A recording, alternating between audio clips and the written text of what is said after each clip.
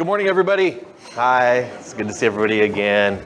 I'm not here to talk about the conference. I am though here to talk about the Wi-Fi Pros Slack.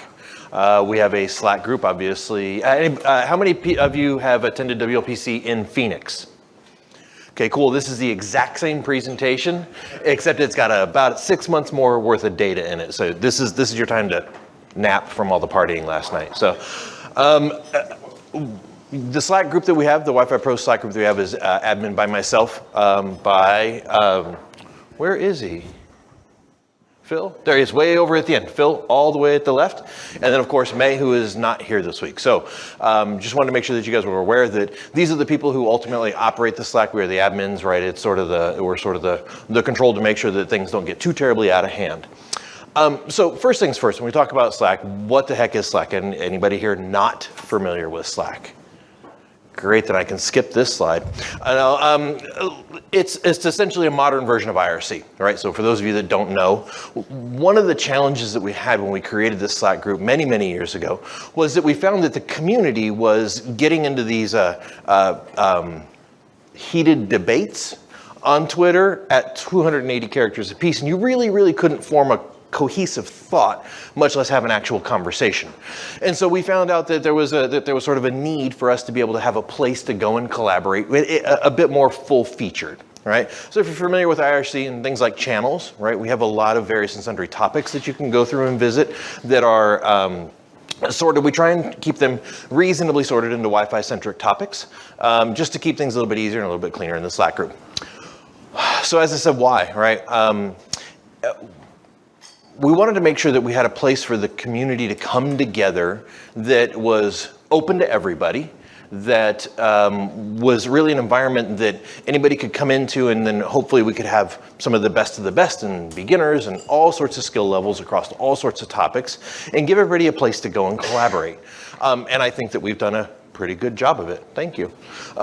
Here are some interesting stats, right? So we opened in 2018, so obviously things have grown since then. Our current number of registered users is about 1,300 registered users. And you can see the trending goes up year over year. Every time I do this presentation, I go get the current stats and put it at the bottom, just to give the community sort of a sense of the kind of growth that the Slack room is ultimately taking on. And again, I'd like to think that we're doing not too terribly bad.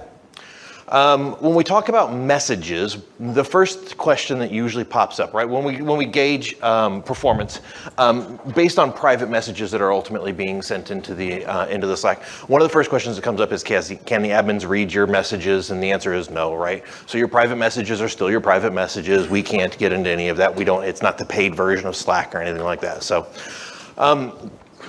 Weekly active users. This is an interesting one because when we go back and we look at since the beginning of the Slack group, all the way down at the left, we can see that there was some goofiness that happened, right about here. I have no idea what happened here, but for some reason, everybody was at home along about February 2020, and everybody decided that that was what they were going to do instead of their day jobs.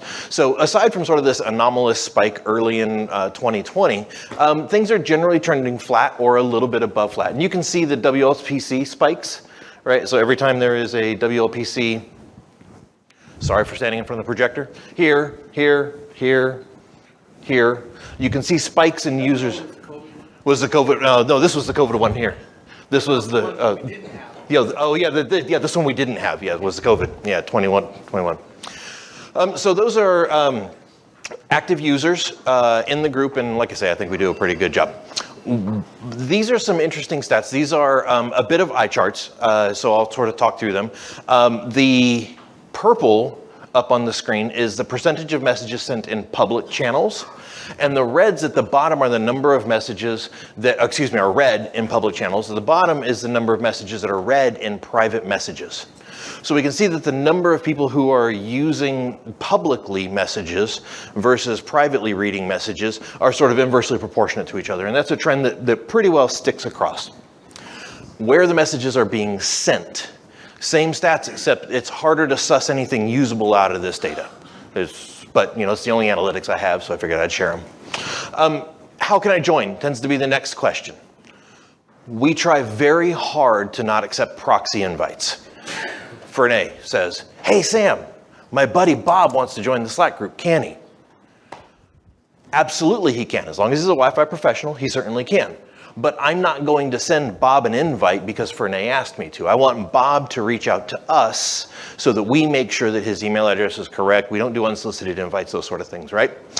If you want to be in the Slack group, or if you know people that want to be in the Slack group, this is how we advertise getting into the Slack group. Contact myself, contact Phil, contact May. We don't care how you contact us. You can contact us by email. You can hit me up at a conference. You can text me. You can send me smoke signals, DM on Twitter. Doesn't matter. This is the information I would like you to share. If you are sharing how to get onto the Slack group, this is the official public-facing messages. Please don't share this message publicly. This is for this WLPC attendees only. This week only, we have opened up registration. So if you are in this, hang on guys, I'll make it easy for you. How's that? Everybody. So this is just a QR code that references this tiny URL here at the bottom. This week only, if you go to this URL, it will just allow you to sign up. Please don't tweet this. Please don't put it on social media, else I'm gonna have to shut it down. I trust that everybody here is a wireless LAN professional. Please come on board. When you sign up, you're going to see a dialog box that says, we suggest using the email account that you have for work. We do not recommend that you use the email address that you use for work. We recommend using your personal email address. Not everybody stays at their jobs. You would be surprised at the number of people who sign up using their, their company email, their Presidio email address, right? And they come back and they go, yeah, I'm not there anymore. I need a new invite. Use your Gmail or use whatever your private one is, right? We do, unfortunately, have some rules of engagement. I'm not going to read through all of them, right? But we do have some play nice, be kind to each other rules in the Slack group. We want to try and keep it open and unrestricted, but we obviously want to make sure that we sort of quell any sort of bad stuff that's coming up. So be conscientious about what you say in there. It is a public forum. We do have a couple of vendor channels. In fact, we have several vendor channels. You will notice when you log into the Slack group on the left-hand side, you will see channels that are, Cisco and Ruckus and the like. If you're in a vendor channel, you should expect to probably receive an unsolicited message in the Slack group from somebody that belongs to that organization. That's the only commercial or vendor involvement that we have, and we try and keep them corralled into rooms that have those vendor names on them. Let's go. Here's the QR code again. Thank you.